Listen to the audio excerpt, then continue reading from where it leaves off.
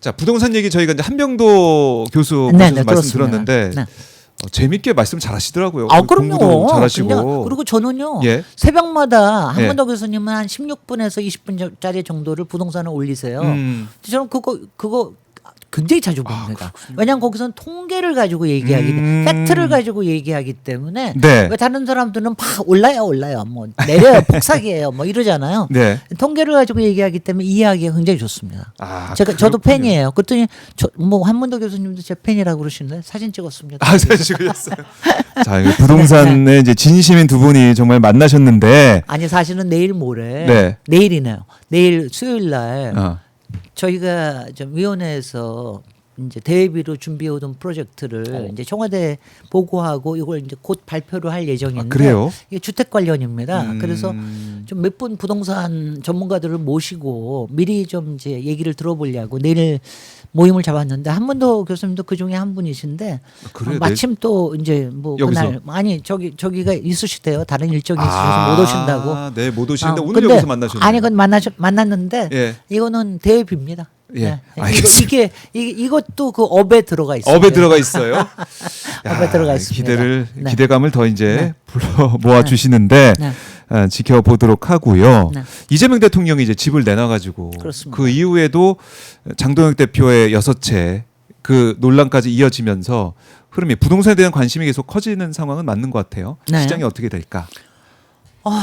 정말 대통령님 싱가포르에서 대단하십니다. 거기서도 SNS 하시면서 부동산 싱가포르에서 말씀하시고. 아니 근데 그게 뭐냐면은 이게 끊임없이 이어져야 돼요. 그 열기가 이게 뭐냐면 지금 일단 다주택 중과 그 유예 안 한다라고 하는 5월 것 때문에 9일. 매물이 나오지 않았습니까? 매물이 나오면서 그 다음에 떨어지고 있잖아요. 그러니까 이게 그 다음 신호로 가야 되는 거예요. 이게 네. 뭐냐면은 그럼 1가구 1주택에 대한 것도 고가 저는 뭐 똘똘한 한 채라고 표현합니다만은 그 부분에 대한 무작정 보호는 없어야 된다. 없어야 된다.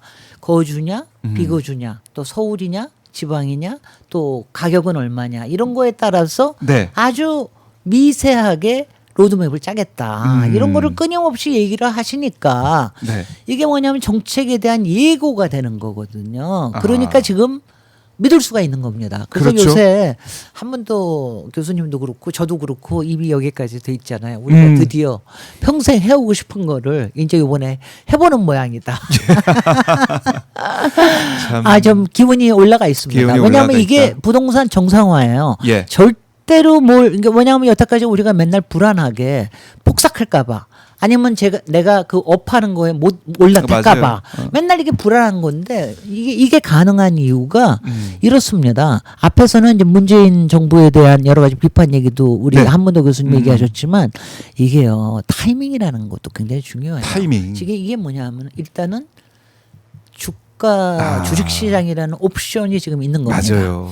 이게 확실하게 있는 거고요. 그 다음에는 물론 이재명 대통령님의 합니다.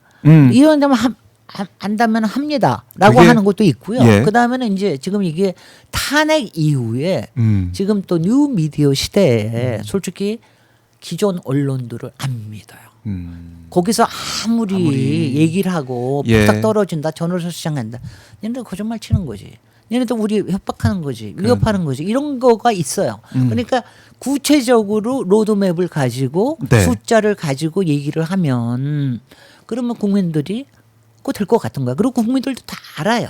서울 시민도 알아요. 우리가 지금 얼마나 비정상적인 사회에 살고 있는 이것 때문에 어떤 데는 쓸데없이 너무 흥분되고 어떤 데는 너무 좌절되고 그 다음에 젊은 사람들은 이건 뭡니까? 끊임없이 내가 저기에 못 들어간다라고 하는 좌절감 네. 이런 열패감에 사로잡혔다는 게 말이 됩니까? 그리고 그게 얼마나 비생산적이고 그러니까 지금 굉장히 아주 타이밍이 좋은 거예요. 그리고 네. 여대 야수 아닙니까? 민주당이 잘해 주시면 됩니다. 그리고 저는요 정말 이게 중요한 게 제가 조금 아까 얘기한 저희 저층 주택에 대한 주택지에 대한 프로젝트인데 이게 제가 잡은 게 시범 사업을 하고 난 다음에 그 다음에는 지자체의 공모 사업으로 할 거예요. 근데 네. 서울시가 사실은 이런 거 할 때 서울시가 제일 좋은 테스트베드가 돼야 돼요.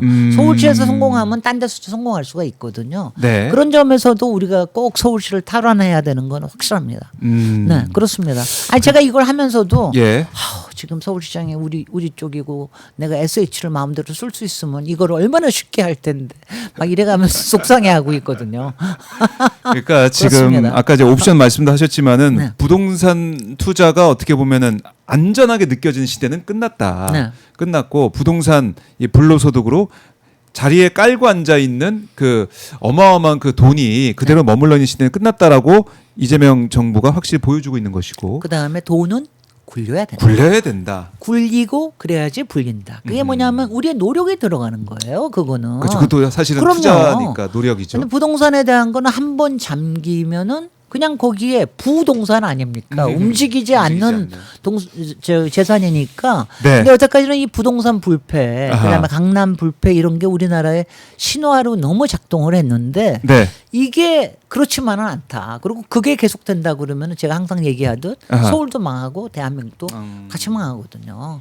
왜냐하면 지금 가장 문제가 네. 서울의 이 똘똘한 한 채 시장이 서울의 시장이 아니에요. 전국구의 시장이 돼버려서 맞아요. 계속 갈아타서 강남에 100억짜리를 사기 전까지는 안심을 못 하겠는 이게 말이 되는 겁니까? 그러니까요. 그게 말이 안 되는 거죠.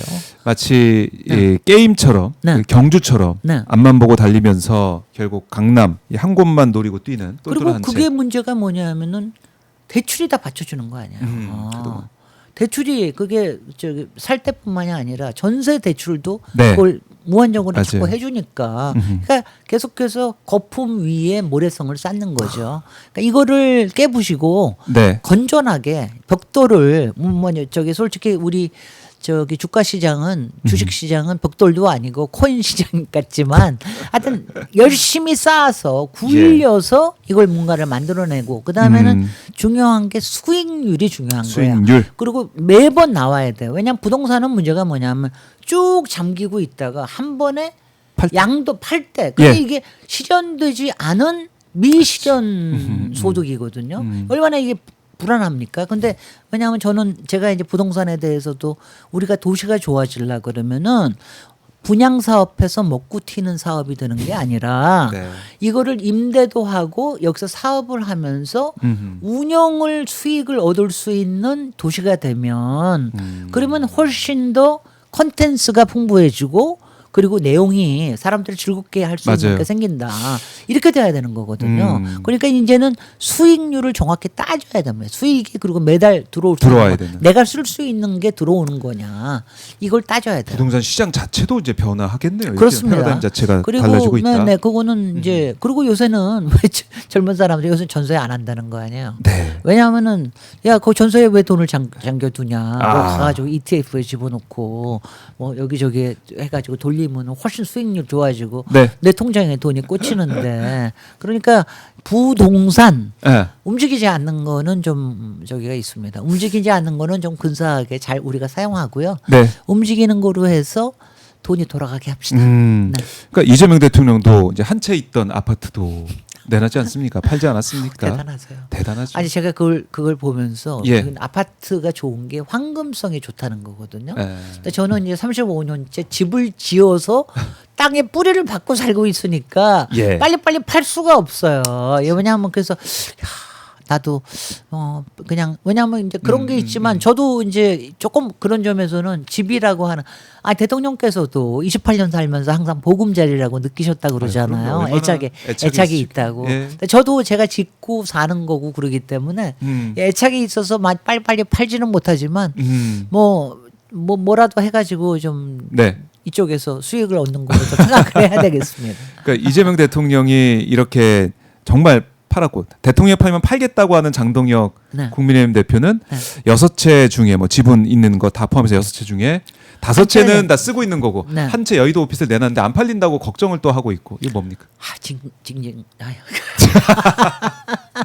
그러니까 국민들이 그러게 쓸데없는 소리를 하시지 않으면 한 달 전부터 왜 그런 좁아요 한 대통령 팔면 팔겠다. 팔게요 예. 이런 식으로 얘기하니까 그러니까 그렇게 그러니까 모든 거는 수불제입니다. 스스로 불러온 재앙을 만드신 겁니다.